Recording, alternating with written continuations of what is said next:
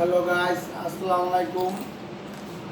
আপনারা জানেন যে আজ 27 রোজা প্রায় শেষ, আর দুদিন পরে আমাদের পবিত্র ঈদ ও খুবই খুশির দিন। কিন্তু খুশির দিন হলে কি খুবই দুঃখের বিষয়। আপনারা জানেন যে ফিলিস্তিনি মুসলমানদের অবস্থা খুবই খারাপ।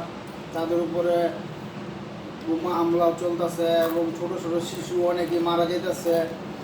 এবং এমন পরিস্থিতি হয়েছে যে শিশু বাচ্চাদের কবর দেওয়ার মতো জায়গা নাই, যে এত শিশুরা মারা গেছে, নির্যাতিত হয়েছে এবং ওদের খাওয়া দাওয়ারও অনেক কষ্ট হইতেছে।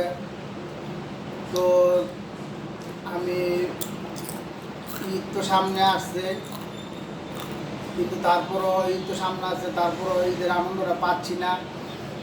এবং আমি বলতে চাই, যার কাছে আমার জান সেই খোদার পছন্দ করে বলতে চাই যে আমার যদি ক্ষমতা থাকতো তাহলে আমি ফিলিস্তিনের পাশে দাঁড়াইতাম, কিন্তু সে ক্ষমতা আমার নাই। কিন্তু তারপরও মুখে তো বলার মতো ক্ষমতা আছে, তাই মুখে বলতেছি তাদের বিরুদ্ধে। তো সবাই তাদের জন্য দোয়া করবেন, এই বেশি বেশি করে দোয়া করবেন। তাদের ঈদ আছে কিনা সঠিক বলতে পারি না, তাই মনটা খুব খারাপ। আপনারা সবাই ফিলিস্তিনিবাসীদের জন্য দোয়া করবেন। এবং আমি মনে করি আপনারা ইসরায়েল যত পণ্য আছে সব বয়কট করবেন।